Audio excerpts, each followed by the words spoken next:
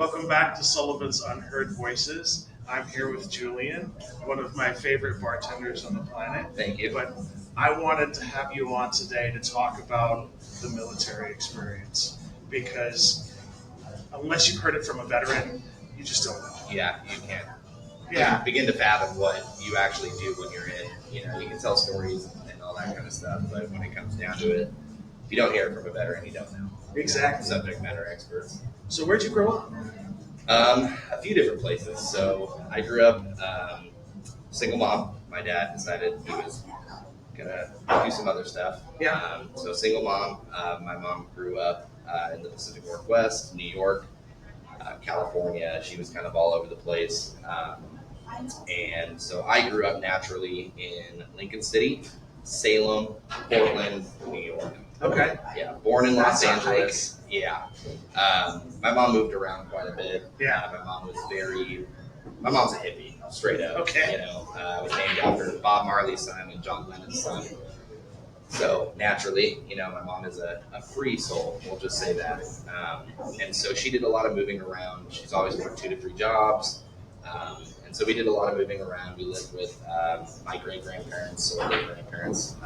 We lived alone. We lived with roommates. I mean, we moved around quite a bit. So I went to 2 different elementary schools, 3 different middle schools, 3 different high schools.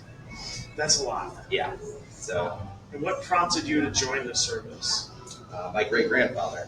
Oh, tell me more. So on my dad's side, because my father wasn't around, my great-grandparents on my dad's side, they were the king and queen of that side of the family. Yeah. More so my great-grandmother, she ran everything.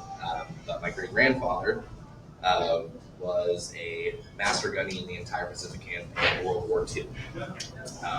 He was a man of very few words, but when he did speak, he was Rodney Dangerfield-esque. Okay. And when I say that, I mean like very much one-liners, 1 or 2-liners. Yeah. He didn't tell stories. He didn't, it was very much short, sweet, to the point with a little bit of that witty, 1930s, 40s comedy in there, But yeah, that is the sole reason why I joined. My father figure wasn't around. He was my father figure. I saw how he was and how he established his family. And I'm very competitive in that aspect in sports and just in life in general. I'm a very competitive person. So I wanted to see how close I could get to his guys. That's awesome. Yeah, so I joined at 17 actually. They had power of attorney over me. My mom was off doing her, thing. And, Yeah. So I joined. So power of attorney allowed you to join the military at 17. Yep. And I didn't know that was a thing until the second day of basic training. Yeah. So it's the second day of basic training that I got there. There were 8 17-year-old girls in my basic training. Wow. Yeah. And I was like, how is this even legal? Do this. They were taking their summer break from high school and they joined basic training, and then after they graduated high school, AIT. Yeah, so that was the same way with you? Yeah, well, I did my basic training in what they call OSEN. Okay. So there's split ops, which is what they do. So when you're a junior, you can go to basic training, and then going into senior year, you come back and you do your senior year. Yeah. And then after your senior year, you go and you do your advanced individual training. Yeah. So that's split ops. Mine, I did a 16-week, one shot, and we were done. Okay. So that's what I did too. Yeah. Yeah. It was fun. No. Well, so again, yes and no. So 100%. I know what you mean. With my competitive outlook, I was like, I'm gonna be the guy.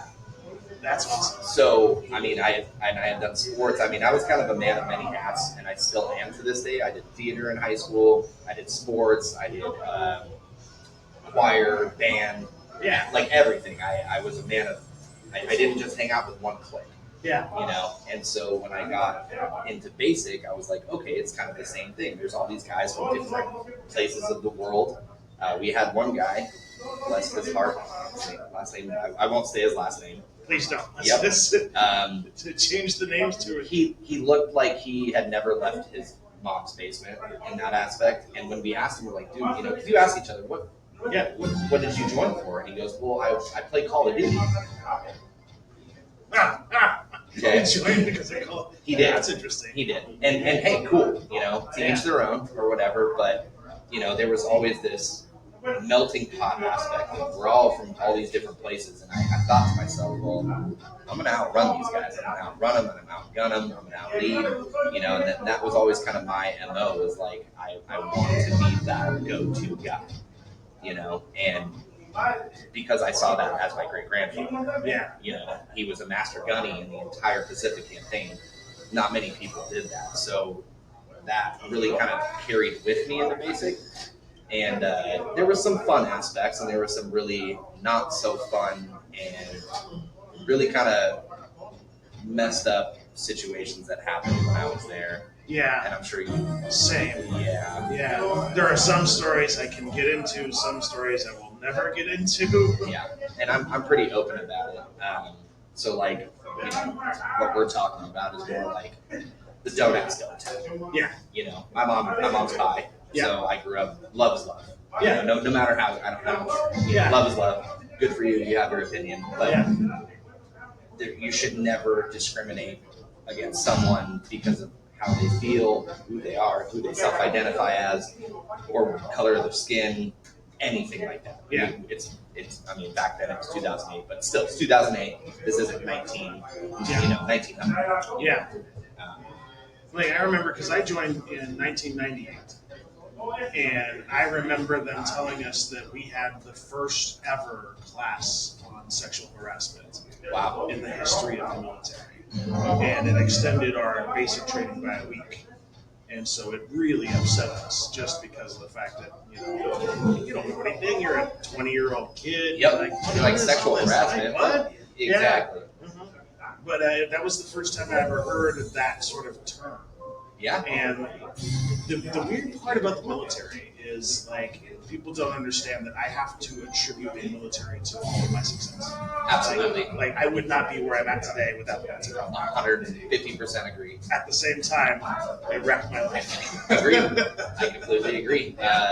The psychology term is actually classically conditioned. Yeah. So they classically condition us. My mom was always like, they're going to brainwash you, and they're going to, and I was like, no, they're not.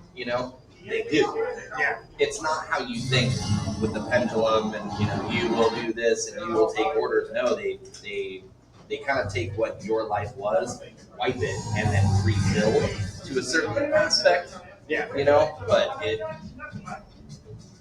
They definitely classically condition you to think certain ways about certain things, and there were certain things that I took and certain things I didn't take, because I knew morally, I'm like, I don't agree with that. 100%. Yeah. I can't get behind it. That's just my morals, and I do believe in the difference of people, because that's what makes us who we are, and those bonds that we had with.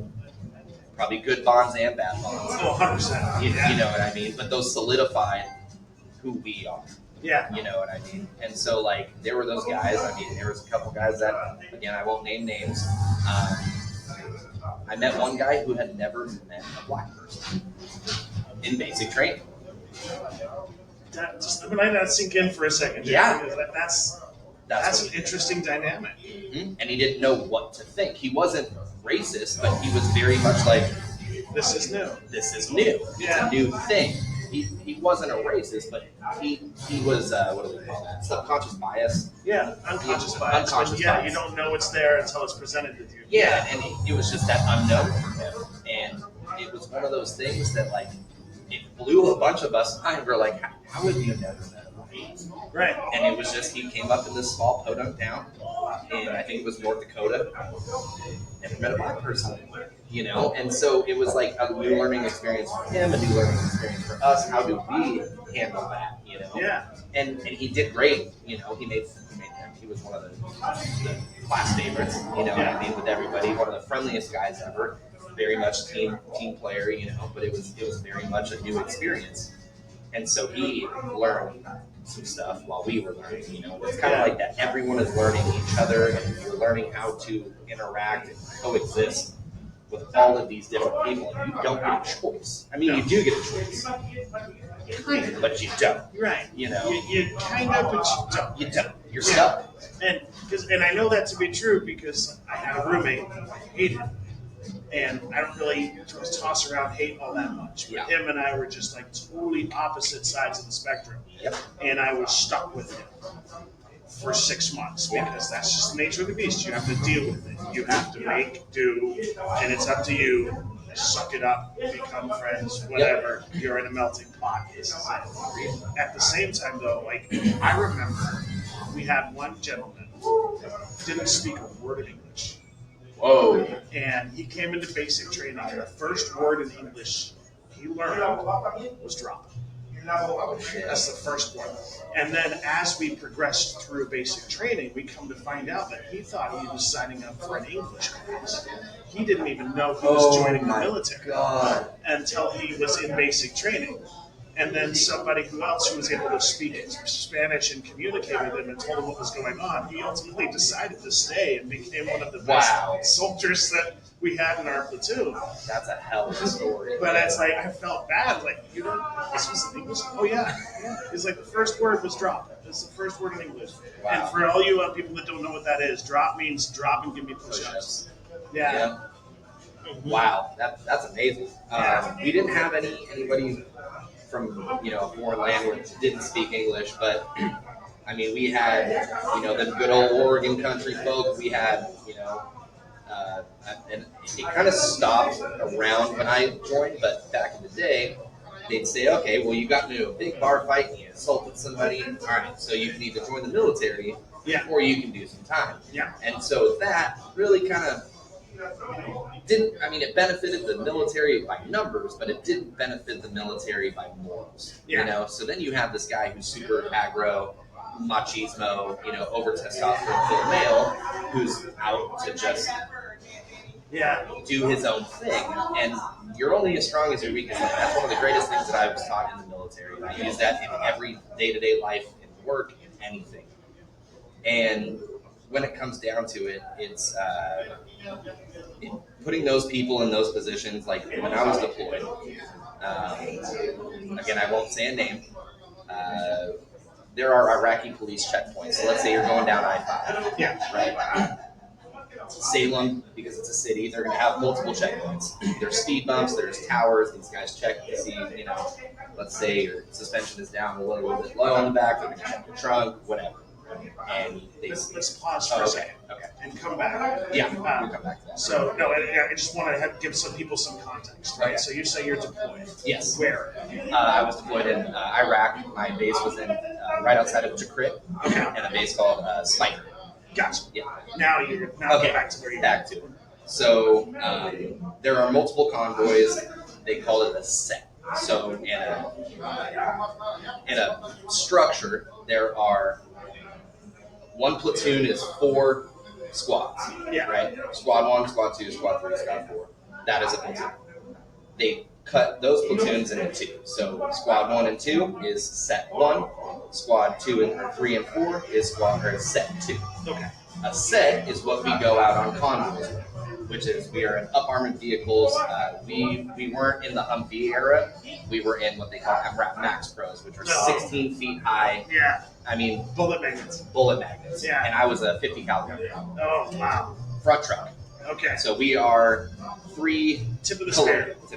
3 kilometers out from the convoy with a mine roller, and we are literally what they call the rat truck, which is sniffing out the IEDs. So So that was interesting.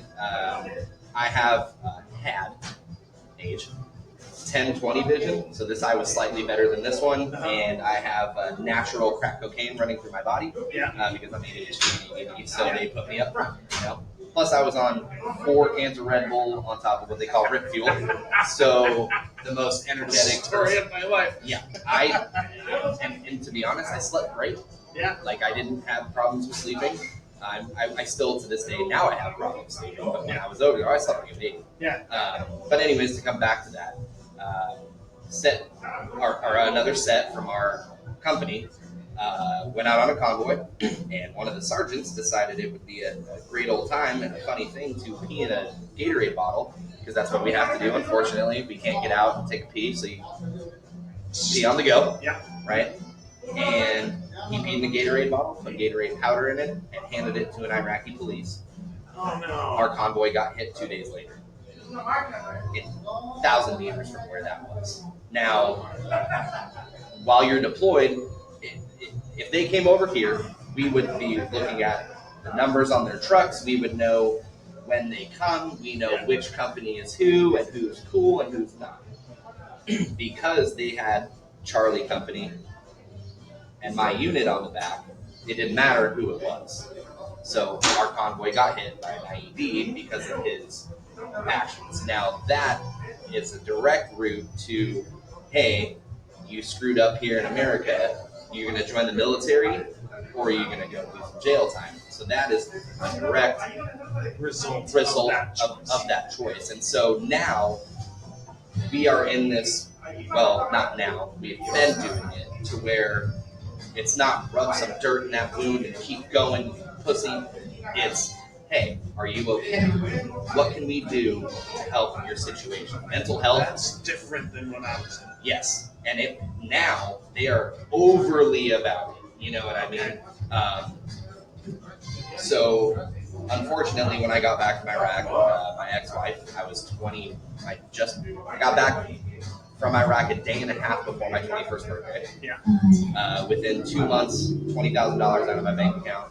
Took my kids, took my car, and left, which is the divorce rates in the military are huge. Yeah. Especially for a deployed soldier. Yeah, and it's one of those things. I made a conscious choice when I joined the military not to be in a serious relationship because I didn't think it was fair. More power to you. Because I would be gone for so long. Yeah. You want to take a pause and take care of that real quick? Just a second. I'm going to turn it down just a little bit. No, it's okay. It's okay. And back to. And we're back. All right. Sorry about that. No, you're good. So where was I? So they're changing a little bit. Because I remember like when I was in basic training, that was the first time that in my life, because we had co-ed basic training. See, I was in an infantry unit, so yeah, strictly diggly. We were just all guys, you know what I mean? So like they couldn't swear. Oh wow! So the drill sergeants would have to say "dagburn" and "gosh darn." Oh, I love that. Because they couldn't actually swear unless the guy screwed up. Okay. Right? When we screwed up just ourselves, that was a bad day. That's when it started to rain inside. You know. Yep. Yeah. I've been there. I've been there. Yeah. And for those who don't know what raining inside is, that's when you do so much physical activity inside, the sweat is dripping off the ceiling. Yeah. And then you have the chore of cleaning up all of your sweat because how dare you dirty the floor with your dirty bones. Were you allowed to, so like in basic training, you know, you had your barracks. Yeah. Did they have the crest in the middle? Like the big rectangle with the crest in the middle? No. Because they had to put a wall to separate the women and the men. And so where that crest was, right in the middle, was the divider. They just put a divider up. Okay. And then made us use the stairs all the way into the barracks. Yep. And so we didn't have to go by that. Okay. So yeah, in basic training we had the big rectangle in the middle. You were not allowed to step foot on that rectangle because it's disrespecting your unit. Right. So I was Echo 254 in Fort Benning, Georgia. Yeah. And it was mailed foot. That was our mailed foot, and it was literally like a knight's armor foot. Okay. And it said mailed foot. And that was our logo. And forever I was always like, mailed foot. Mailed foot. To this day, I don't know why. Nope. And I was always kind of like, oh, mailed foot, and that's what you'd say to like your captain, hey, mailed foot, maybe, mailed foot. What? You'd hear rumors every now and then, something like that. Like I remember rumors that there was a conflict between the generals on how big the mascot's genitalia was on the statue at the front of the post. Okay, I can see some stuff, man. Like, you got to think. So Honor Hill is where, I don't know how long Fort Benning's been, but infantry have been around since 1776. Yeah. And it was the Minutemen. It was National Guard. Yeah. That was the first military infantry in America. Yeah. I actually have a tattoo right here, 1776, in regards to that. But like the Honor Hill is the place where when you're done with your basic and your AIT, which is Advanced Individual Training, you do a 16-mile rucksack march after being sleep deprived and all this. Like it's like a 3-day extravaganza, and you are fireman carrying for a half a mile, and then you're on a stretcher. You're guy ho, I went down, and then you stretch for half a mile, and then you switch, and it's just insane. And then in Georgia, the hills are literally almost. There's a hill called the Stairway to Heaven. Oh, that already sounds bad. Okay, it is almost a 45-degree angle for about, I think it's over a half a mile. Okay. It is insane. When you get to the top, you had half a banana or half an orange up there for you. And we're like, oh, thanks. And then you continue this 16-mile rucksack march. By the end, every single person's, the whole bottom of my pads and my feet were one big bliss. Yeah. We do what we call airborne shuffle, where you don't pick up your feet. You just kind of shuffle along. Yeah. Everyone is just, and you've got a 120-pound rucksack. You have your body armor, you have your weapon, your helmet, and you get to the end in this place called Honor Hill. And it's all the drill sergeants standing up on the stage. There's this big, it's called grog. Yeah. Did you get grog? No, my story on that whole thing, we'll get into it in just a second, because I missed all of that. And I'll tell you why in a second. Okay, so it's this big cauldron-looking thing, and you can tell it's been there for over 100 years. Yeah. And what they do is they fill it with beer and Gatorade. Okay? And so when you get, and the gates of Honor Hill are I'm getting goosebumps just thinking about it.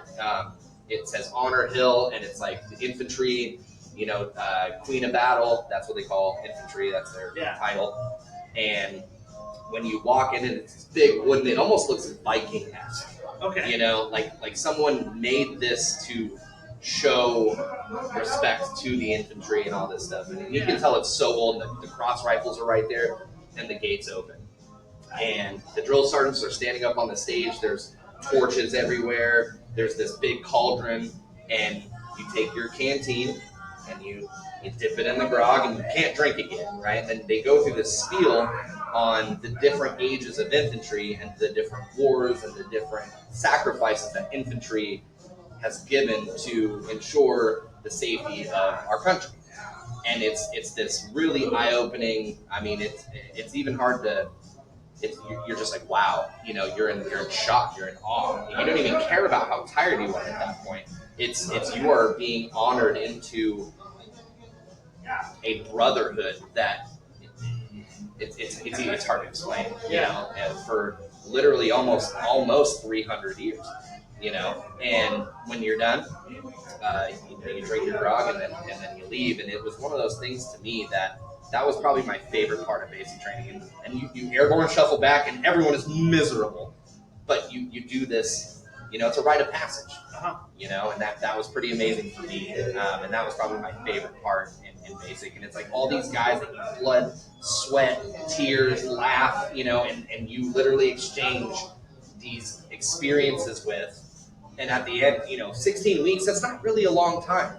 It felt like a lifetime. It is a long time. It is a long time. And when you're done, it's this, you've worked so hard and so long, and you're finally done.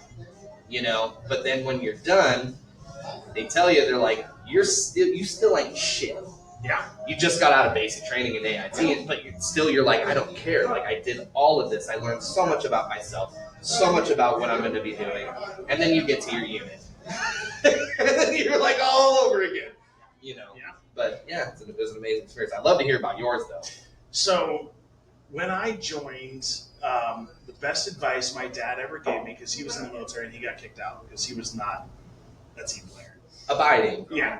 And this was also during Vietnam. So it was just a different time back then. Yeah, different monster. Right. And so, but his best advice to me is like, don't be the best, don't be the worst. Yeah. And so my whole goal was to be non-existent. I did not want them to know my name. I did not want them to talk to me or anything. And so on the last day of basic, when we're getting ready for the huge ruck march. Yep. They line us up, and the drill sergeant's like, I need 3 volunteers. You never like it when you say 3 volunteers. But No. But then he goes, we're going to switch it up. Like, I'm going to be voluntelling 3 people. Yep, like, being voluntold. Yep. So let me pick out some people, right? Okay. And he's like, let me see. And he looks around and he's like, and I'll never forget it. And I'll use Cornwell's name at this point too, because this is awesome. Because he looked at it, Cornwell, Sullivan, are you in my platoon? And we're like, yes, drill sergeant. He's like, see, these boys did it right. I don't know their names. They just say they're clean. And like, you did such a good job. I don't even know who you are, that you're being voluntold for this horrible mission. And our horrible mission was to get on the back of the truck, drive to the end point of the ruck march, and set up the tents instead of their feet. Oh no! So I didn't have to go through that last. Oh, you're lucky. 16-mile ruck march with all of that. I just totally avoided it. Like we were just sitting down and drinking water and all that stuff, and everybody started coming in. Yeah. On their faces. Oh, they were so mad at you. But the thing is you did it the right way. Yeah. You know what I mean? You didn't, make a spectacle of yourself. Now I got really strong in basic training in AIT because I don't shut up. You know what I mean? So for instance, in the first, I don't know if it was like this with you, but the first like four weeks, which I think they call black phase. Yeah. Okay.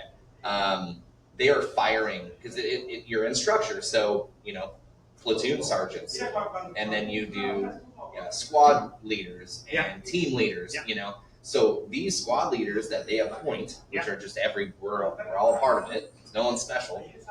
They fire those guys left and right every other day to get us to be okay with, hey, new leadership. And that happens, when you get back from a deployment, a team leader is, the platoon sergeant's getting promoted to a first sergeant or a master sergeant, and then the squad leaders are getting promoted and all of this stuff. So you have to be, on the fly with, hey, this is a new guy.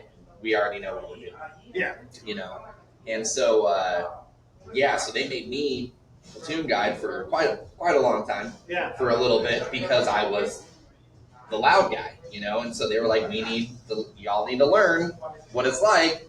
Oh, and my platoon, like I'm a motivator. I'm a natural motivator, and when it comes down to it, I motivated my guys, but I had this feeling that they had a target. Well, no matter what, the guy who talks the most has a target on their head. Oh, 100%. I had a big target on my head, during basic training in AIT.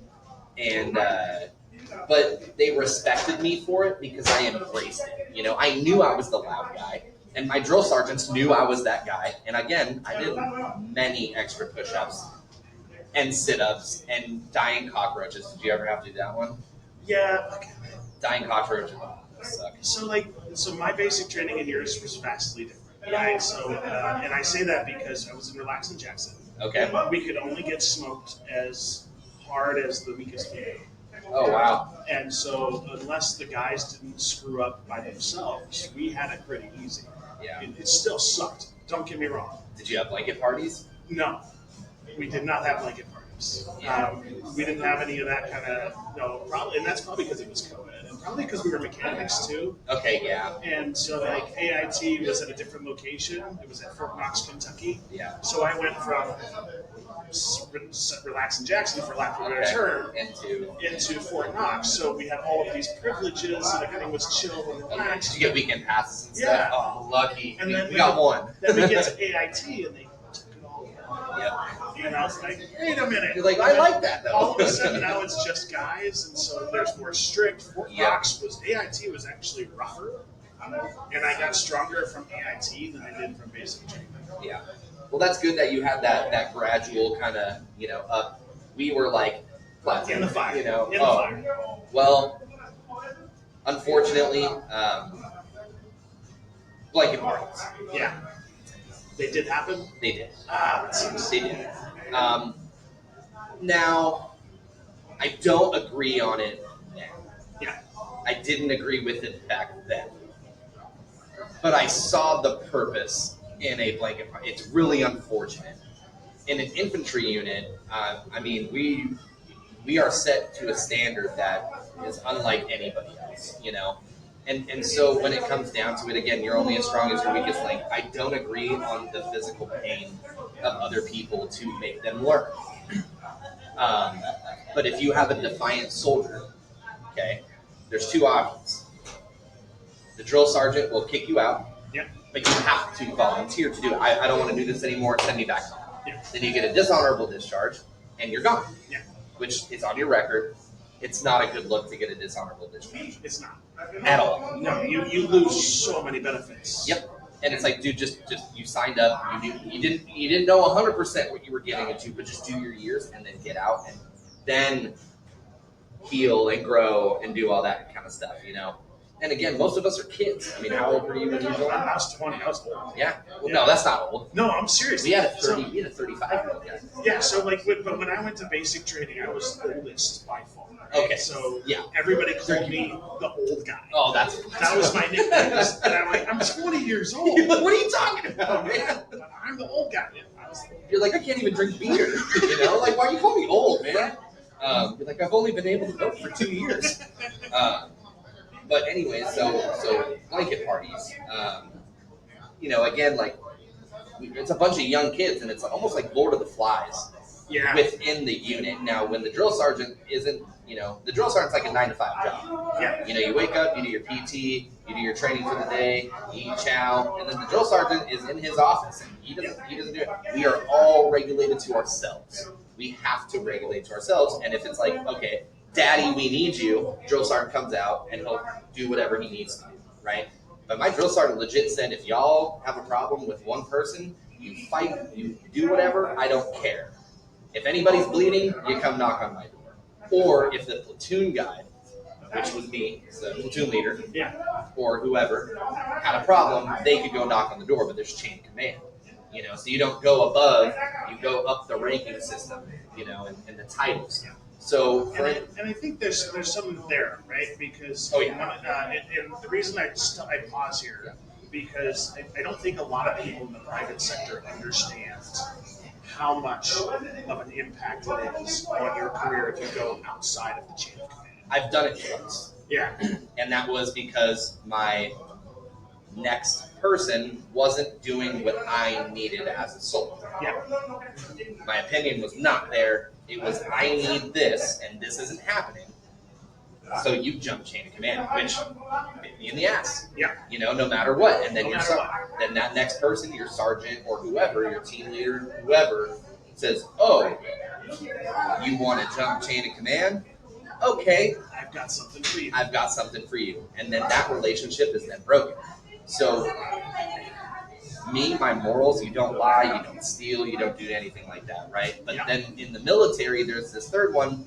You don't tell on your people, you just let it go, which I don't agree with. I don't agree with either, but it's there. You have to. You have to. You don't have to, but it is detrimental to the rest of your time if you do. It could impact from not only just financially, but your career. It could lead to a dishonorable discharge. Yep. I mean, the punishment for going just small bring to the rules. That's it. Could just ruin everything. Everything. And then you're looked at as what they call a blue falcon, which is a buddy fucker.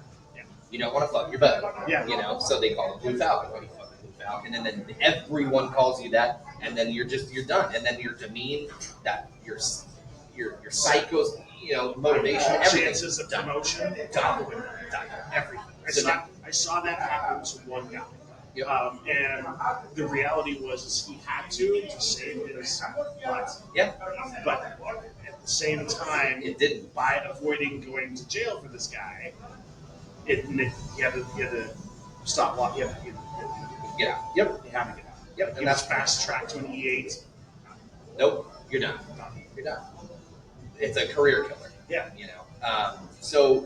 But with the blanket parties, well, we only had, I think, 2. We had 2 in the entirety of the 16-week, you know, OPSEC, or not OPSEC, it's operations. OSEC, you know, basic training. Yeah. The first one was Defiant Soldier. Yeah. We had brought it up, chain of command, took to the drill sergeant, and the drill sergeant had a conversation with him, and he was just very much like, I don't care. So the drill sergeant said, well, you guys handle it, which means Handle. So we blanket partied him, right? I didn't hit him, but I was one of the people to hold the blanket down. Okay, he came after me. Okay, and we didn't fight, we didn't scrap, nothing. Okay, because I'm not a fighter, but you get me to that moment, I will, and I'll defend myself. But back then, I was very much. I didn't fight much as a kid. I was very hippie. You know, my mom's a hippie. Like I'm a hippie. Yeah. I don't want to fight. Let's talk about it. I'm a pacifist by nature. Absolutely. Same. Still join the military. Same here. I'm a pacifist by nature. Believe it or not, I am as well. But there's a part of me now, because of my just experiences in life, that I don't. When it comes to bullying, I see red. I see red. I don't care. Yeah. I will handle it. Yeah. You know, I will be the first person to run into a fire if that fire is immoral or whatever, metaphorically speaking. But anyway, so this kid, and we'll call him Joe Schmuckatelli. Okay. That's a good one. That's one of my classics. I like it. So Joe Schmuckatelli is just being defiant, not doing everything. Joe Sargent says, handle it. We give him a blanket party. And he got within just a couple people and got out. Right. So then I was one of the people holding down. I didn't hit him or anything. And it was only a total of 5 people there was 2 people on each side holding the blankets down, which is really fucked up. So I apologize, Josh McAtelly. But again, we were just being told what to do. Yeah. Right? I didn't understand the severity of my actions when I was doing it. But all we knew was, hey, this is what we were told. If you have a defiant soldier, you get him back, you motivate him through a little bit of, ab pain. Yeah. Whatever. So we ended up, all going to bed that night. The next day we had combatives. Okay. Tell people listening what combatives are, because that's something that's very unique to the military. Yes. So combatives started with the Gracie brothers, the Gracie family, excuse me. Jiu-jitsu, Brazilian Jiu-jitsu down in Brazil. And very famous. I mean, these guys literally paved the way for Brazilian Jiu-jitsu. And to this day, I still watch videos, and I actually did a little bit of training myself. But anyways, after the military. Combatives is the introduction to getting your ass whooped and potentially kicking a little bit of ass. But all it is rolling on the ground, and you're learning, mounts and all this other kind of stuff. But, they taught us, they said, none of this shit really matters, because the one who wins is the one whose buddy gets to you first. Yeah. If it's your buddy getting there, you win. If it's their buddy getting there, you lose, So combatives, we are just wrestling and doing whatever, and learning how to kind of maneuver on the ground. Some people just don't know how to fight; they know how to fly. Which was kind of me in the beginning. But I also did a little bit of boxing in high school. Me and my guys shadow box or doing whatever, and I was in sports, so obviously I have a little bit of athleticism and all that kind of stuff. And at the end of combatives, that next day after the blanket party, we had call-outs. So you get to call out whoever, you want, essentially. Well, every single person in my platoon, okay, we were first platoon too, on top of that. I haven't thought about that in years. Everyone starts erupting, and they say, Joe Schmuckatelli, Dez. Everyone called me Dez because my last name is 2 last names. It's hyphenated, Damaris McBurnett, and it's spelled French. No one can pronounce it. So on my name tape, I had my full last name, and drill sergeants would go, what? And I'm like, Damaris McBurnett, drill sergeant. And they're like, yeah, you with the face. All right. Or you with the name, alphabet, I got it all. But everyone called me Dez because they couldn't pronounce my last name. Even though you didn't even pronounce the S in my last name, they still just called me Dez. So everyone's yelling Dez and Joe Schmuckatelli. Okay? So they're all because they knew he came after me that night. I didn't hit him or anything, but I was the last person we squared up to. Nothing happened. I said, bro, you better get to bed because I don't want to do this. And he's like, I don't want to do it either. I said, okay. And it was very much like, okay, we're done. Yeah. So combatives comes around, call outs, drill sergeant immediately knows what's going on. So everyone's like, Des, Joe Schmuckatelli, Des, Joe Schmuckatelli. And I was like, oh, shit. Okay. So the rules were, you start off on your knees. No stand up, no punches thrown. Yeah. You can slap and you can wrestle. That's it. Okay. So I'm like, I want this done as soon as possible because I don't want to be here. I don't want to I don't like fighting. I don't, this is my brother. And at the end of the day, there is no winner in fighting. Absolutely not. But both people lose. It doesn't matter. Every time. And knowledge beats physicality Every time. every single fucking time. So we get down, there's the circle. These are on wrestling mats. Oh, of course. So padding, all that good stuff. Thank God. So there's the circle with the two lines, right? And I felt like I was like, oh, dude, my Ralph, what's his name? Macchio. This is the Karate Kid. So we get down on our knees, and hands down here. Yeah. And the drill sergeant goes, all right, guys, are you ready? Des? And I was like, yeah. Yes, drill sergeant. Joe Schmuckatelli, you ready? Yep.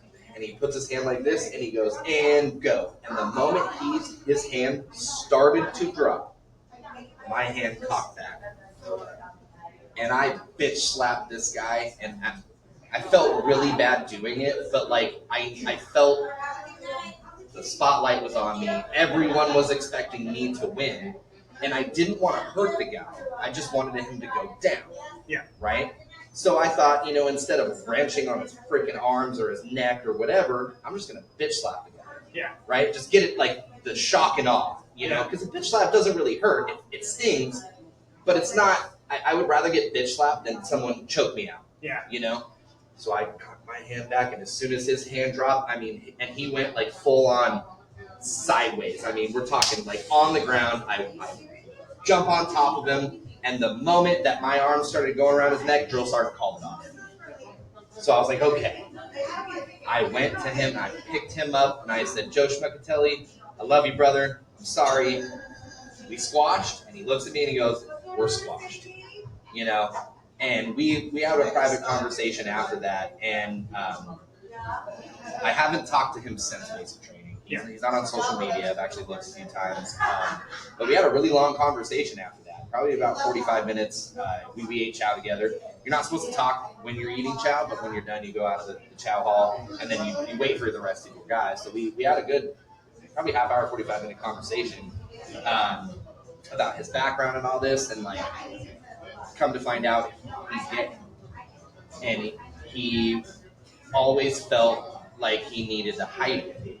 And I told him, I'm like, dude, you're going to shoot yourself in the foot if you do that, man. And he's like, well, I'm in the infantry unit. I said, it doesn't matter, man. I said, if you do what you got to do, people will respect you for it. No one cares about your sexuality. There's always going to be that one ignorant asshole who's like, oh, gay people, blah, blah, blah.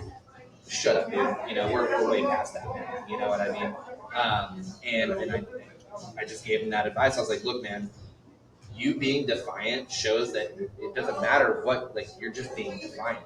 And it was because he thought he had to be extra machismo to compensate for hiding him being gay. I'm like, dude, don't ever do that, because these guys, these are your brothers. It doesn't matter. You may not like Thai food. I love Thai food. If you don't like Thai food, that'd be me going fuck you, you're an asshole. What? That doesn't make sense. Yeah. It's a preference. Yeah. And to this day, that I always carry that conversation, and that motivated me to, in any sort of military aspect, be yourself. That's what makes a good unit a good unit, And no matter what, I actually learned this from a Navy SEAL. I read this not too long ago. The perfect team is when everyone is looking out for everyone else. Oh, 100%. 100%. And it doesn't matter, and that whole the gay aspect of the military, man, it's terrible. Now that is non-existent. Yeah, it is non-existent. There's a it used to be called don't ask, don't tell. It was, we lost a couple of guys along the way. Yep. For that policy. Yep. And it's sad. Which is bullshit. One of them was an amazing soldier. Yep. And the only reason they got out is because they found out he kissed a guy. Yep. And that was all it took. And what's really fucked up is it's only stipulated towards men. Oh, 100%. Only towards men. 100%. Oh, you got a lesbian woman? Oh, that don't matter. Yeah. That's cool. Oh, good for you. We both like women. No. It's only stipulated towards gay men. That's fucking atrocious. Yeah. Like, what?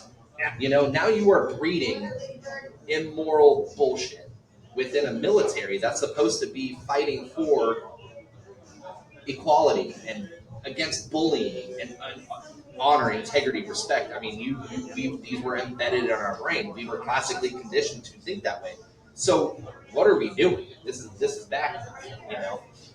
So there, and then on top of that, you know, when I heard the F word and not fuck, you know, derogatory towards gay people all the time, and I was like, dude, what are we doing? Yeah. You know, I felt hurt because of my mother. Yeah. You know, and to me, it's just like, what are we doing here? It is a lot different now. I will tell you that.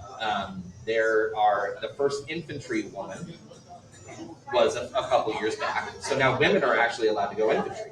See, I was always curious when that was going to finally happen, because I remember like when I was in. Women could not be in combat arms at all. No, not at all. And the only They could be women, MPs. yeah, and the only But women that's it. we would ever see in the field were the maintenance people that worked for division. Yep. And never like out and about. Yeah. Always behind, like, you know, it was weird because it was almost like women were treated like second class citizens. They were. Yeah. Yeah, even when I was in. You could feel it and Yeah. you could see it. And there's a lot of sexism in the military as well. So, like, you see these generals or colonels with the hottest secretary who's like an E2. Yeah. You know, they don't go for the smartest one. They go for the cutest one. You know, and it's really kind of messed up. And there's a whole dynamic in that too. And it's, again, sexual harassment classes. I went through 5 or 6 a year. Yeah. While I was in the military, Yeah. just because of that reason, and it's like this, you know, weird hidden bullshit that happens with, you know. But that's an officer thing. I was enlisted, so like it's a little different. I was in an infantry unit. Yeah. We didn't have chicks. You know what I mean? When we got to see the women when we went to the chow hall, to the stores, you know, the PX or whatever. Yeah. And, you know, since we haven't seen girls in a while in basic training, you're like, oh my God, it's a girl, you know. But, like, that's it. And then you go back to your guys, you know. So, like, well, and today, even in today's society and civilian world, everything is over-sexualized. Oh, yeah. But even in the military, you know, kind of same thing. And I don't agree with that, you know. I did my time, and I was like, okay, I learned so much about myself, the world. Yeah. And I was like, I'm done. Yeah. You know, I really wanted to continue to do it because of the purpose, but the politics and military, I don't agree with, you know. And yeah, I mean, again, like, I would never go back and change it. Yeah, isn't that strange? It is. Yeah, it's like I'm in the same boat. Like, I would never go back and change it. At the same time, I can't think of, like, would my life be better had I not joined? And turns out, Yep. because, like, I was injured in the military. And, like, I would much rather have a life free of pain and discomfort. Agreed. But at the same time, the military pays me well because I'm disabled. So Good. I take that as a blessing. I'm still working on that. Oh, man. Yeah, it's been a couple years. Yeah, The VA system's all jacked up. my opinion, and I've been saying this for a long time, and I borderline wanted to get into politics strictly for this reason is, for instance, when I got back from Iraq, we flew in to Texas. Yeah. Not even our home state. And we walked through that airport, there were probably close to 2,000 people outside of security, walking outside with flags and cheering and crying and happy that we were home. We didn't know these people. Yeah. But all of that town had heard, hey, we got people coming back from Iraq. And they showed up to this airport. I'm getting goosebumps again just thinking about it. Walking through and going, why do I deserve this? Yeah. You know? Of course I didn't know what a deployment was going to be. I didn't know what war was. You don't know until you're there. But when I got back, I'm like, why are all these people cheering for me? When Vietnam came back, Yeah. right? Yeah. Spit in the faces. All that. Baby killer. We have a guy who comes in here. I'm a bartender at the Silver and Tavern, so just backtrack. We have a customer who comes in, and him and I exchange stories. His father, who was a police officer, met him at the PDX airport when he got back. Someone literally threw human feces at him, and the dad went to pull his gun to shoot this guy in the face who had just thrown shit in the face of his son who had just got back from Vietnam. And he said, no, it's not his fault. You know? Whatever the reason behind the war, like, I don't understand why I got cheered on, yet these guys got, demolished mentally, physically, and the benefits weren't there. And it was, again, at the time, hey, rub some dirt in it. Keep going, And I think a lot of it had to do with the lack of the public's interest in who makes the decisions versus who's carrying out the dirty work. Again, jumping chain of command. Detrimental. Yeah.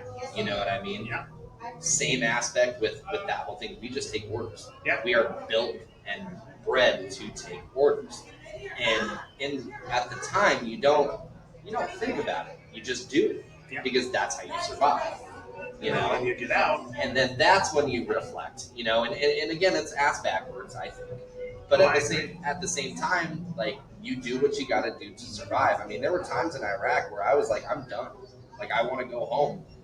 But it was because I couldn't leave my guys, because I knew that I was special to that unit. They relied on me. I was front truck gunner. That is a feat in itself. And like, I got special treatment slightly because I was. And that's not what I was doing.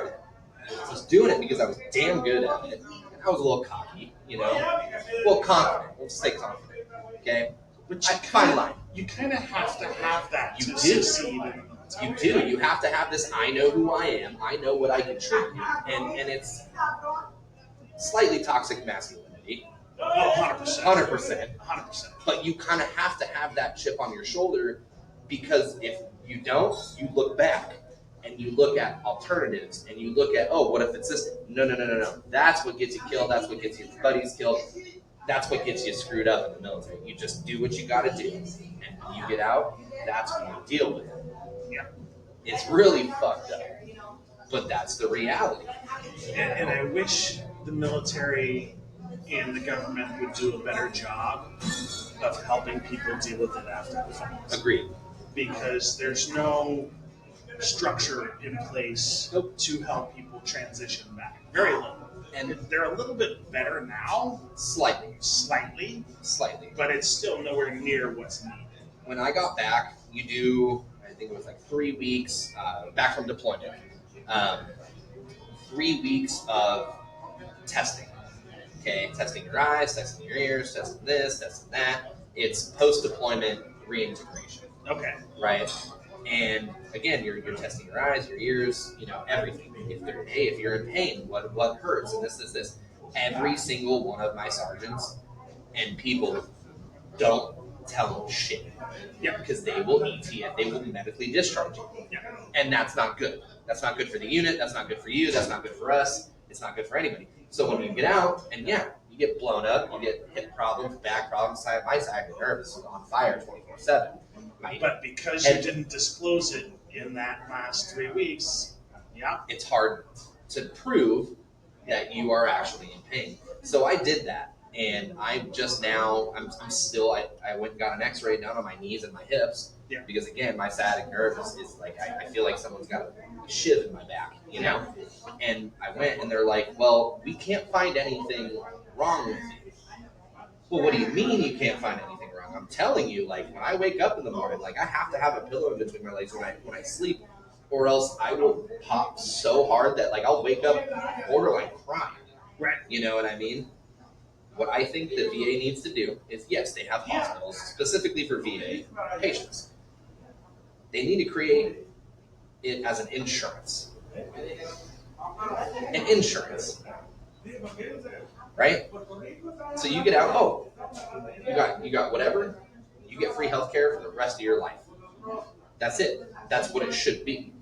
You know what I mean? I see what you're saying. instead of relying on a federal agency that has all of Absolutely. these other things, utilize the infrastructure that's in place. Agreed. We have plenty of hospitals. You don't need to build any more. You don't need to add. You don't need to give any more money. No, if I have an issue, I should be able to get checked out. Yeah. Right? I don't want. Personally, yes, I should be getting compensation.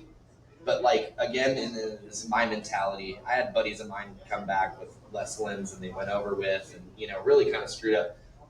Yes, that compensation would help me in my day-to-day life like tremendously, and every single person that it has served goes, you deserve it.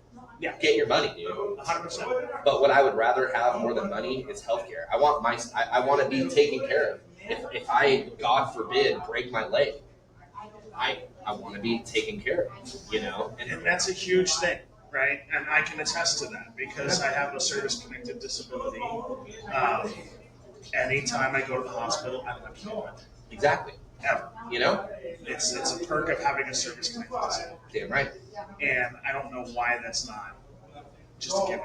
Yeah. Like you sacrificed your body, your soul, time, your head, everything, right? Head, shoulders, knees, and toes. Yeah, and I remember, I don't know if it was the same for you, but they would always reiterate that we were property of the United States government. Yep.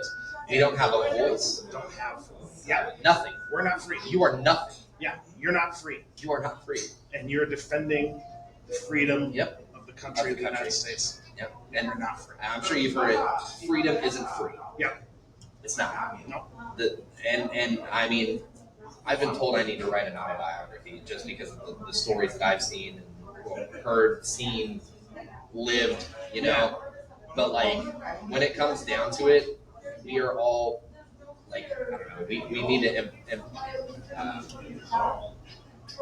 to implement more empathy in the military, and I think that's slowly starting to happen. But like, really, and I don't know. Again, a man of many hats. I've worked loss prevention, corporate Home Depot. I've done security for Blazers. I've had people, safety captains, all this other kind of stuff. And when it comes down to it, and I tell this to everybody who's in any sort of intellectual state. Not everybody is, and that's okay. When it comes down to it, let's say, I'm in analytics, whatever. My numbers aren't doing too good, whatever. Corporation comes up and goes, hey, Julian, you're fucking it, bud. Right? Yeah. If you continue this path of your numbers being shit, we can't promise you a spot here. Versus, hey, I notice your numbers are down. What's going on? Are you okay? Yeah. What can I do? I know I probably can't do much, but is there anything I can do to help? Right? Let's get you back up to where you were. That's empathy. That's true empathy. And I think that's the biggest thing that I try to do in my day-to-day life. I can be a negative Nancy every once in a while. Sometimes I need a Snickers, Absolutely. But again, like it's these interactions right here, which is makes us evolve. It makes us better. It makes and that's the one thing. Like, thank you again for having me on, because I absolutely love this. Yeah. I watched Amy's and I was like, and we had talked about it, but after watching Amy's, I was like, wow, these interactions is what. We need conversations like this in law. Because Absolutely. you can't have this conversation on a 5-minute snippet on Facebook. It's not. You can't. Well, it's not going to be as receptive. Yeah. People aren't going to receive what truly we're talking about. And even if it's not your bag of tea, cool. But it's not the content that we're talking about. It's everything else. Yep. Everything in between. It is the glue. You Yeah. know what I mean? And it's the ability to think critically and have critically thinking conversations. I agree. And being able to disagree and agree with being completely fine. Yeah. I want to circle back to something. Yeah. Because it's something that a lot of people don't understand, is this idea, and you kind of hit something, the survivor guilt, right? Oh, yeah. Of like, you have friends that had vastly different experiences that have been traumatic or whatever, and I've suffered from that a lot of my life, because like I'm able to walk still, and I see people that have other injuries and stuff, and it gets to you because it's like, am I deserving of this disability rating? Like, what makes me so special? And until I went to therapy and sort of worked out all of those demons, lives. But nobody talks about how much of an impact that has. If I were to be here and working, I slip, I fall, I break my wrist. Yeah. I'm gonna get workman's comp. 100%. It's gonna happen. Yeah. I have to, or else I cannot survive. Yeah. Right? If I can't work, how do I make my money? How do I continue living? If it's my fault, that's one thing. But if there's a whatever leak and I slip and I fall and I break my wrist, yes, I'm deserving of that compensation. Am I deserving for my back and my knees? So, being a gunner, I was not allowed to have a gunner seat. So in the turret, right? Let's just say there's a turret. It's like this. I'm poking out with a gun, whatever. Right here, at the tip of the turret, straight on my back. So every time we got hit by a concussion or going over a pothole, my back is constantly hitting that back of the turret, that metal bar.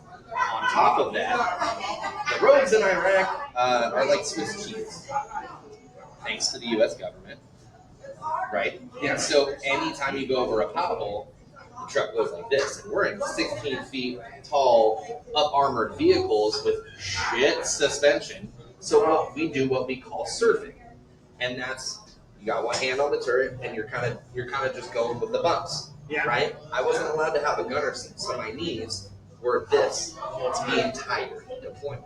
Okay, so my body is not what it should be. I'll be 34 in September, and I have the body of a 50 plus. You know, when I get out of bed, I'm man every time. Every time.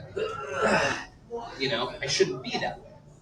I haven't done anything in my lifetime other than sports in high school that has been a direct form of my pain. It's military, and that's a very classic thing, especially for infantrymen. We walk everywhere, so wear and tear of my body, and the thing is that there is a part of me that, yes, I am deserving of that money. That's the smallest thing that they can do. Right? Healthcare, money, I need that. Workman's comp. My body got screwed up in my duty to my country, which, yes, I signed up for. Just like I signed up for an interview at a job, and then I get that job, and then I get it, break my wrist, oh no, and then workman's comp. It's the same thing. So, yes, logistically speaking, I should be getting compensation just like you are, right? I think that's a norm. But morally, my morals, so your brain and your heart, that's what you kind of have to, it's the Jedi and the Sith, right? We don't deal in absolutes, and then you deal with other, and you kind of got to find that balance, right? That's the whole point of Star Wars. My heart tells me, I had guys come back with less limbs than they went over with, purple hearts, all that other kind of stuff. So to me, it's like, and I know personally other people who have come back with even less than that, or haven't come back at all. So should I get it? Probably, yeah, absolutely. But do I feel like I'm deserving of it? That's where I'm like, it's a tough one. It's a tough one. It's a tough one. I've wrestled with that my entire time I left the military. Yeah.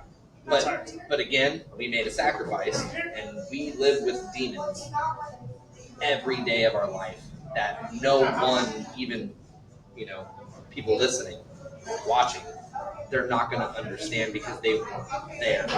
They didn't go through these things. Also, just like I can't understand other people's trauma. We can't trauma compare. Right. Trauma is trauma. And nor should we. We shouldn't at all. Right. You know what I mean? So when people, people are like, oh, you got blown up in that? Well, I'm sorry.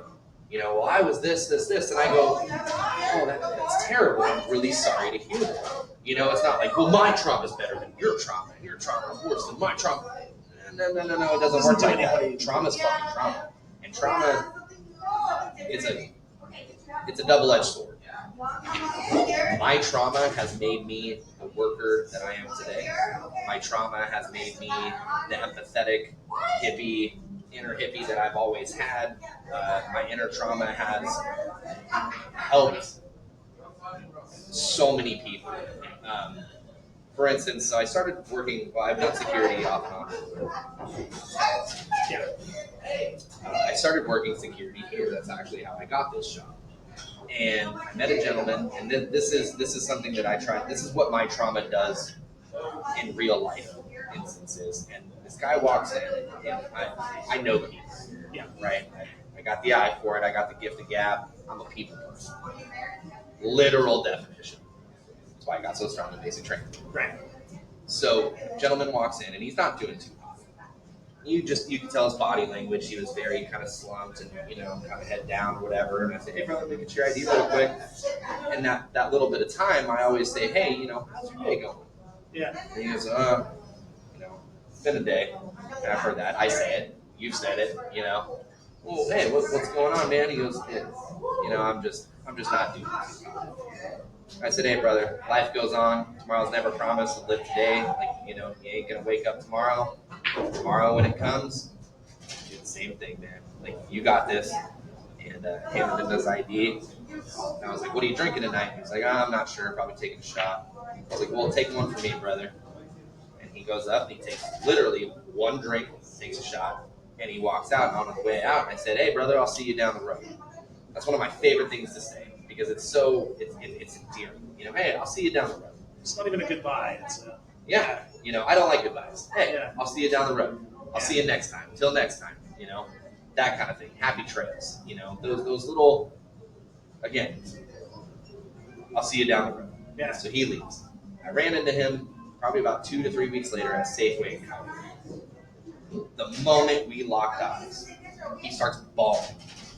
And he comes right up to me, and I was like, how you doing? And he didn't even say anything. He just gave me a hug, right? I said, you okay, man? I said, you look better than you did the other night, man. And he goes, I walked in your bar. I was going to take a shot. I was going to go back to my house, and I was going to kill myself. Right? Yeah. And he goes, you asking me how my day was going, and then you'd see me down the road?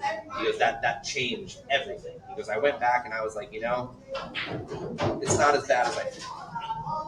And that perception changed him. That is how powerful we are as humans. We can give that little bit of energy. It literally took me 2 seconds. 2 seconds, and that's what my trauma does because I've been there. I have 22 tattooed right here, 22 veterans a day killed themselves. Yeah. We need to change that with a little bit of empathy. We all have shit going on. We all have problems. I still to this day have problems. Everyone does. I'm fighting those demons every day. But I think with a little bit of empathy, we can help each other out. And that to me is, again, a trauma response, and it's more than that, though. it is. Right? It is. And the reason I say that, it's one of the reasons I started this podcast, is because there's not enough kindness and positivity in this world. I agree. And there's just every opportunity that people have to do good on another human being is a blessing that a lot of people just don't take advantage of. Agreed. And I know what it's like to be on the sidelines, being the one that nobody pays attention to, being the one that nobody talks to, that nobody takes out to lunch. That's always been my MO. We got to go out to lunch. Yeah. All right. As somebody who's on the autism spectrum, I'm usually just not invited to the club. Yeah. I haven't been my entire life. And I don't want anyone else to go through that. Yeah. And so when I see that happening, is one of the reasons I like this bar, right? Like, what other bar can you come to and have a multicultural scene like we do? It's insane. This And bar is an anomaly. everybody gets along. Everybody. It's weird Yep. in a good way. Yeah. But it's just fostered into this strange culture that I have never found anywhere else on the planet. And I agree with you 100%. I am so proud to be a part of this bar. It's insane. And again, I've worked bar security. I've, regular bars myself. Yeah. And you always have that regular, the regulars and the cool kids. Yeah. But everyone's a cool kid. Yeah. Yeah. Literally. Yeah. Unless I don't know you and you walk in and I'm watching you. I'm watching you. If you're not a cool kid, get the hell out, But that's not the mentality I have, you know. But I'm like, I'm watching you. But here's the thing, right? Because it's not like watching them to be a new kid, No. right? It's I'm protective of my patrons who have built this culture here, and I want you to respect that. Coming from, so on my dad's side of the family, I told you about my great-grandfather and grandmother. When they passed, my great-grandfather died at 100 years old, Wow. 2018. Okay, it's fucking That's crazy. a ride. It's fucking crazy. Yeah. 100 years? That's a ride. I don't want to be 100 years old when I die, you know? Hell no. But again, when they died, the family dissipated. Yeah. And the only people I really talked to are my cousin and my great aunt. Unfortunately. And excuse me. One of the most important things in my life that I took for granted, family dinners. Yeah. Yeah. Right? Yeah. That doesn't happen very often anymore. No. Family dinners. Yeah, go out and Applebee's or whatever. But homemade cooked family meals. Right? It's very rare. It is very rare. I can't speak for anyone else. I get that here with my regulars without having to eat with them. Yeah. You know? Yeah. It's that same feeling. It's that same check-in. It's that same, this person comes here because we love each other. And, and you know, platonically. Yeah. Absolutely. You know, like, I love my fucking regulars. I don't give a fuck if you tip me. You're my friend. You know? Regaining that energy, like, I'm an extroverted introvert. Yeah. So I'm exactly what you so mean. exactly. Yeah. So we are so good at doing certain things, but I gain my energy from a very small cut, and that is my people. And I gain certain energy on my own. Yeah. But I also gain most of my energy from you guys. You know, every time I see you guys, it's nothing but smiles and love. You know, it's oh fuck, how you been, man? You know. Yeah. And like, Cammy's here. We got in a little bit of an argument last night when I was like, "Did you put pineapple in Shawn's drink?"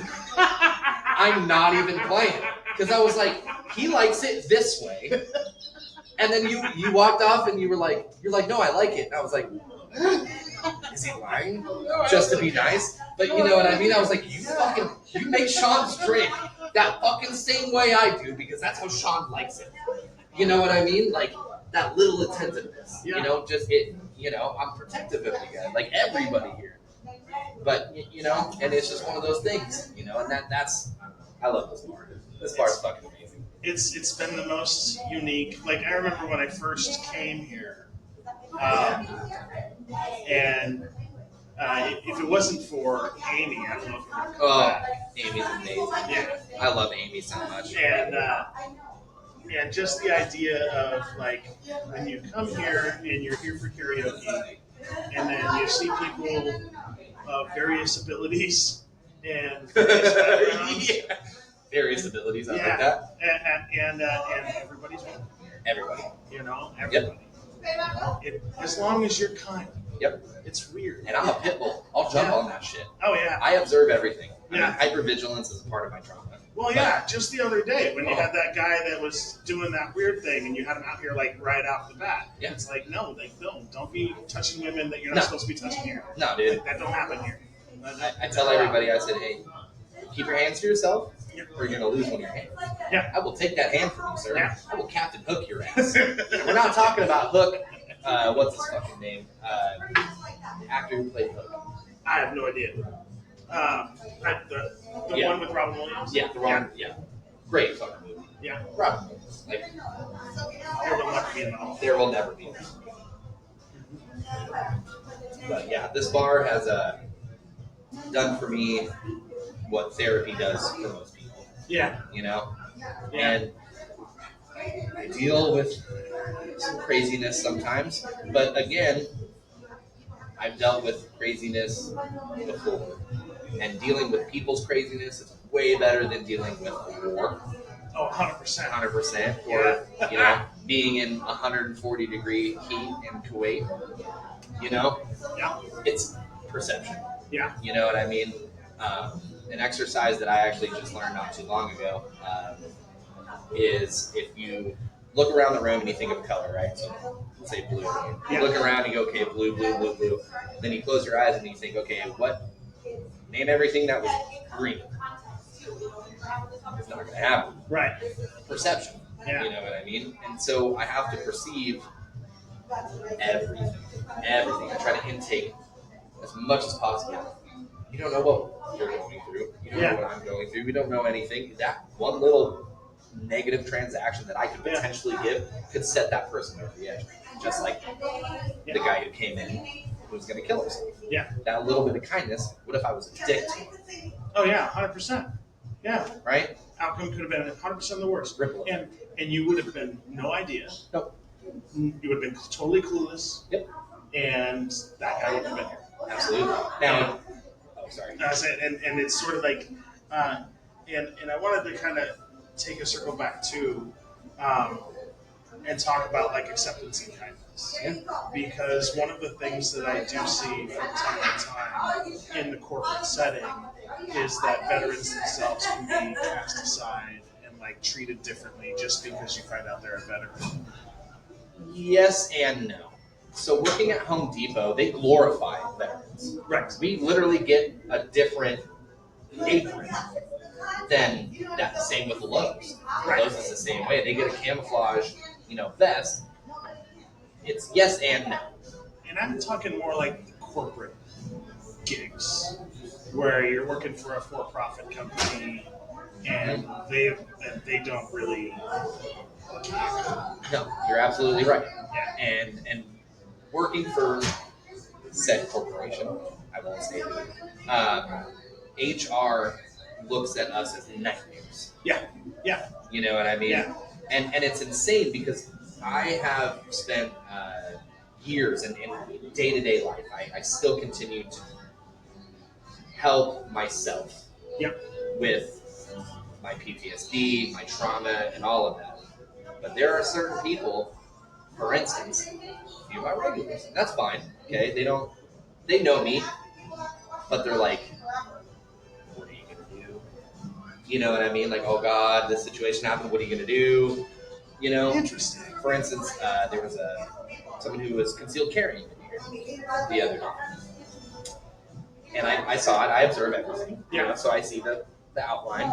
So I walk up, and someone else has seen it. And they watch me walk up to the person. I say, hey. I'm cool with it too. I got my. Yeah. I said, oh, sexy. Unfortunately, I can't have that in here. Yeah. Can't be drinking while having a concealed weapon. If there's any way we could put that in the car, that would be amazing, right? Handled it professional, courteous, whatever. Oh, dude, no problem. I got you. Yeah. They put it in their car. Yeah. Customer comes up and he goes, dude, I thought that was going sideways, bro. I was like, why? And he goes, dude, I seen the guy had a weapon. You walking up. And I was like, I didn't know what you were going to do. That's how some people perceive us veterans. They're like, what are you going to do? What's going to happen? Oh, no. Are you going to freak out? Are you going to fucking throw a chair? You know what I mean? No. Yeah.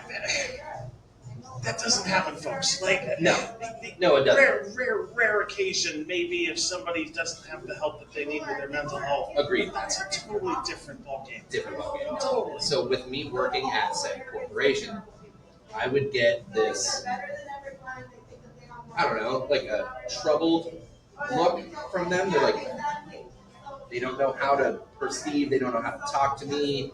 It's like, dude, just be real with me. Just be real with me. Yeah. If you see an issue, tell me. I take constructive criticism very well.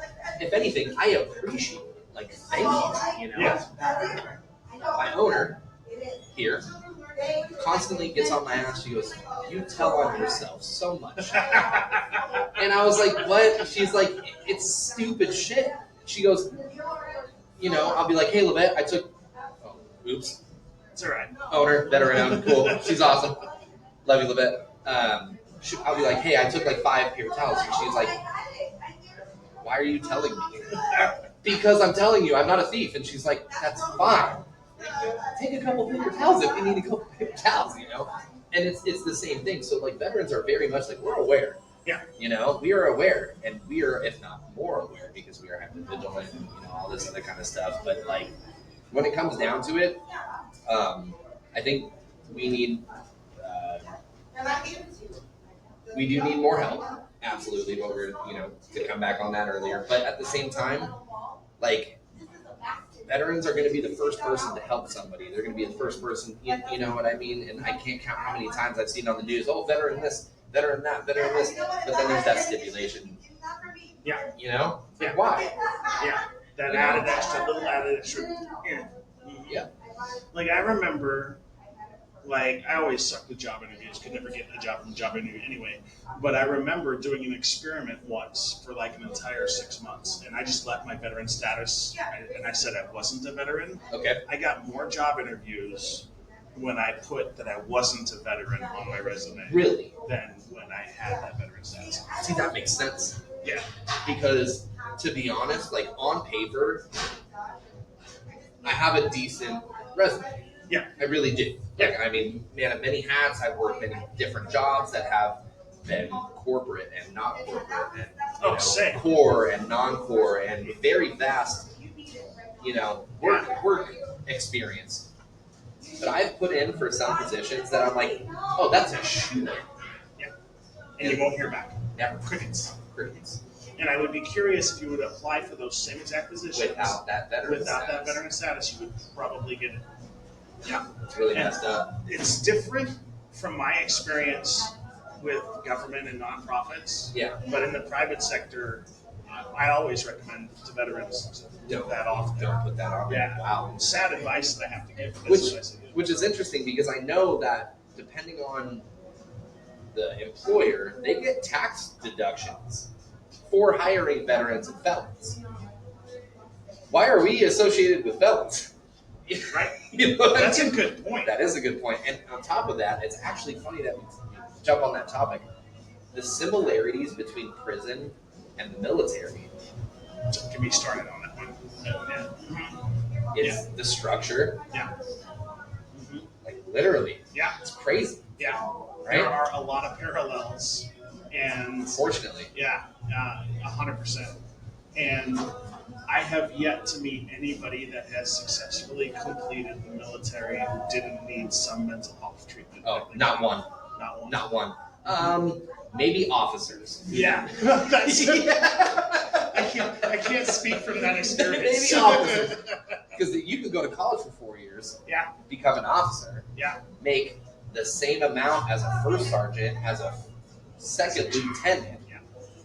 And never be deployed, never have to deal with it. And then that's just it. Yeah. Be a lieutenant, then get your Yep. Butter bars. Oh man. He said it, not me. We call that the dark side. And then the other thing that I always recommend the veterans is to look into a service. Always. Coda. Yeah. I got my coda. I had my pocket. It passed. Yeah. What breed? It was a Chihuahua Jack Russell. Oh, okay. Yeah. Are you looking for another one? No. It's too soon. I ended How up long getting ago? a cat. Okay, but that's not a bad thing. Cats are awesome, and they're very So self-reliant. different. They are so different. It's so different. They're like, I love you on my time. I have the scratches to prove it. Oh yeah. We have a Gordy. We have his name is Sir Charles Gordon, and he's a bipolar asshole. Fix the microphone real quick. But yeah, Coda. So I rescued Coda. I don't know if I've told you this. No. I rescued Coda when he was 8 months. Yeah. I found him on Craigslist, and on the post it says $75, fully papered, purebred German Shepherd. Okay. And it was right around Father's Day. I want to say 2010 in November. So 2015. Yeah. 2015. Right around Father's Day. And I was like, ain't no way. No way. $75, fully papered. What's wrong? Out. What's Yeah. wrong with this fucking What's dog? wrong? Right? Yeah. They had 2 pictures. Didn't do his size justice. So I'm like, I'm going to check this out. I just gotten off of work. And I gave him a call. Hey, I'm interested in the, his name was Cody. Never, what was your dog's name? Paco. Okay, never name your animal a human name. I only did that because Paco is not a human name, I would say. I mean, it is, but it's not. But his original name was Taco. and I couldn't call him a food, and he would not respond to any other syllable combination. Okay, but hey, taco works. Yeah. You know what I mean? So it was the same thing with mine, right? Yeah. So I showed up. Coda is a 120 pound. He was 125 pound in his prime. King German Shepherd. The picture did not do it justice. Looked a lot smaller. I was looking for a medium dog. I was not looking for a big dog. Yeah. So I called him up. Hey, I'm interested in the pup. Can I come see him? They said, absolutely. Send me an address. So I drive out to Sheridan from like Beaverton. So it was not too far of a drive. Yeah. I get to the house. Beautiful duplex. 2-car garage kind of thing. Like literally, like it was a duplex with two-car garages. Bougie, right? Right. So I'm like, okay, they got money. This dog isn't, whatever. And they said, hey, it was a Hispanic family, so he spoke a little bit of English. And he's like, so the dog is loco? I said, okay. And he goes, just watch out, he'll jump up on you. So I was like, okay, a little bit of a language barrier. Yeah. But I've been to Thailand, so I speak, and I'm Sicilian, so I speak with my hands. Yeah. And so they let Coda out of the backyard. And he comes barreling out, and he jumps right up on top of me. I had a beef jerky stick in my pocket, wrapped. Uh-huh. Okay. And he jumps up on me, boom, on my chest. I'm like, oh, that hurt. And he comes down, grabs the beef jerky out of my pocket, and I'm like, oh, come here. And he brought it to me. I opened it up and I gave it to him. And the guy is like sitting there like, what the heck just happened? He had never been walked, never socialized, never nothing. He got the dog for the kids, 2 kids. The kids never took to him. So I'm like, what the fuck is wrong with your kids? Sell those fucking kids. Right? It's a purebred German Shepherd puppy. What? Right? You got 2 little Jeffrey Dahmers on your hands? Because like, why would your kids not? It's a German Shepherd puppy. Yeah. It's one of the cutest things ever. With the big fucking fluffy ears, nope. So he had been in that backyard, never walked, never socialized. They fed him, watered him once a day, lived in a fucking doghouse. Wow, that's sad. So he told me that. Now he's having his best life. And I was like, I didn't say a word. I said, here's the money. He handed me the paper. I didn't even say goodbye. I got him in the van and I fucking took off. Yeah. He's been with me every day since. That's wild. Literally every day. And that dog, I mean, and I'm not afraid to say it. There's been times where, man, he'll come up to me and he'll know when I'm, like, him and I are linked. Yeah. Like the avatar with the tails. Yep. Like that with my dog. Yeah, I was that way with my dog too. And I wouldn't even know that I'm getting emotional. And he would come up to me and he does this thing where he's like, hold my hand. And the moment that happened, I'm bawling my eyes out, holding my dog, and he's just sitting there, And he did the same thing with my son. I had sole custody of my son from 3 to 11. So for a long time, it was just my son, me, and my dog. Yeah. And it was us 3 guys. We call them 3 musketeers, And my dog has done more for me than almost any other human on the planet. 100%. And that's, you can't recreate that. No. And that is so important. I think every veteran should have a service animal who has those. So, we said, hey, what veteran doesn't have some sort of issue? Every veteran needs to have a service animal that matches them, And I have a very similar story about how I got connected with Paco too, because I was working at the restaurant association, and a coworker comes in one day and she's like, I have this dog and he bit my kid, and I'm taking him to the pound. I'm like, well, what kind of dog is it? Because I'm thinking like, okay, how ferocious? Like, it's a Chihuahua. I'm like, what do you mean? How old's your kid? Yeah. It's like 2. Oh. I'm like, so what really happened? Yeah, the kid was probably yanking on him. Yanking on his tail. Oh, of course. And the dog bit him in the hand. And so she's like, I'm taking him to the pound. I'm Bet like, you that kid learned. Yeah, but I'm like, before you take him to the pound, let me go down and take a picture of him, because I had a pretty decent following on Facebook at the time. Yeah. I was like, why not? Who knows? Right? So I go down and take a picture of him, and she opens the dang car door, and doesn't he jump out of the car and jump in my arms? Oh, said done. Said done. You're coming with me, buddy. Yeah. And I'm like, I'll foster him. That's and amazing. then on the ride home, he was riding shotgun. That's it. And he was like, Yeah. How old was he? He died when he was 18. That's 18 Wow! years, yeah. Oh my God, that's insane. Yeah, and he's been to 2 countries and 10 states. Wow, Yeah, he is. that's phenomenal. Yeah, the last 6 months of his life, I knew he was dying. So, like every other weekend, we would just drive to the beach. Yep. And then just let him run. Coda will be 10 in November, and unfortunately his hips. And King German Shepherds are anywhere from 8 to 12 years. Yeah, we had a King German Shepherd once, and he only lasted 6 before his hips gave out. Yeah, Coda will be 10 in November. That's beautiful. Yeah, and I already know, he's a water seeker. Yeah. So the beach is, where his final place is going to be. Yeah. We're going to cremate it, but yeah, I mean that dog again.